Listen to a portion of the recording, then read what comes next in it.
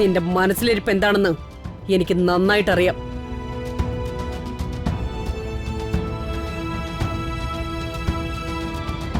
അച്ഛാ, എനിക്കിപ്പോ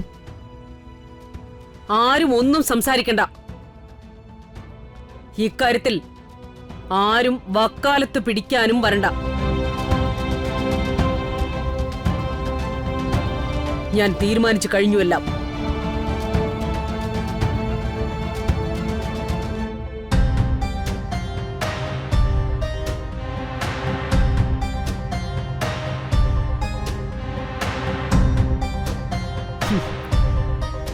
കല്യാണം കൊട്ടിക്കളിയല്ല, രണ്ട് കുടുംബങ്ങൾ തമ്മിൽ ഒന്നാകുന്നതാ.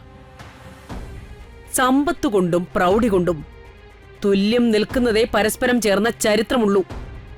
ഹാ, ബാക്കിയെല്ലാം താൽക്കാലികം മാത്രം.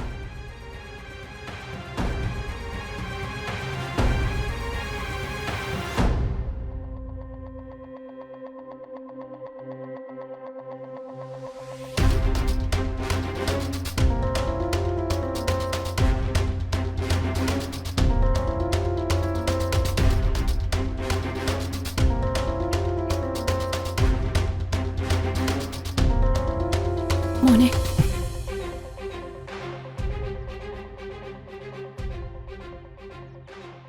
ചന്ദ്രാമേ, എന്നെ ആരും എന്താ മനസ്സിലാകാത്തെ? ഞാനിവിടുത്തെ ആരാ? എന്റെ കല്യാണം ഉറപ്പിക്കാൻ പോകുന്ന പോലും എനിക്കൊന്നും അങ്ങോട്ട് മനസ്സിലാവുന്നില്ല. മോനെ, സങ്കടപ്പെടല്ലേ. ഒന്ന് സങ്കടപ്പെടാനുള്ള അധികാരം പോലും ഇല്ല ചന്ദ്രാമ എനിക്ക്. എന്റെ ഇഷ്ടങ്ങൾ എന്താ ആരും ചോദിക്കാത്തത്? എന്തിനാ ചന്ദ്രാമ എനിക്കിപ്പോ ഒരു കല്യാണം? മോനെ, അത് അമ്മ. ഞാൻ ആരോടാ ചന്ദ്രാമ എന്റെ ആഗ്രഹങ്ങളും ഇഷ്ടങ്ങളൊക്കെ പറയണ്ടേ? കരയില്ലേ മോനെ. വിധിയെ തോൽപ്പിക്കാൻ ആർക്കും കഴിയില്ല. പലതും ഉള്ളിലൊതുക്കി കഴിയേണ്ട അവസ്ഥ ഒന്ന് വേറെ തന്നെയാ.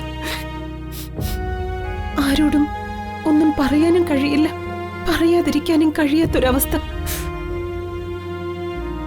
അതനുഭവിക്കുന്നവർക്ക് അതിന്റെ വേദന അറിയൂ. വിധിയ മോനെ, എല്ലാം വിധിയ. ചന്ദ്രാമ എന്നെ മനസ്സിലാക്കുന്ന പോലെ എന്റെ അമ്മയ്ക്ക് എന്നെ മനസ്സിലാക്കാൻ പറ്റുന്നില്ലല്ലോ.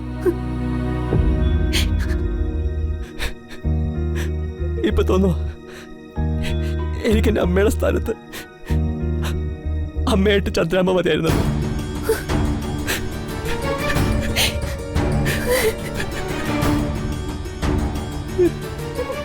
മോനെ,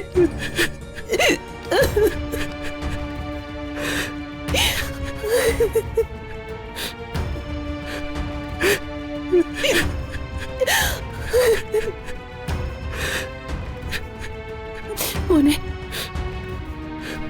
കരയില്ലേ. ഇപ്പോ ഒന്നും എതിർത്ത് പറയാൻ നിൽക്കണ്ട. രമാമ്മയുടെ തീരുമാനം പോലെ തൽക്കാലം അവര് വന്നിട്ട് പോട്ടെ. ബാക്കിയൊക്കെ വഴിയെ ആലോചിക്കാം.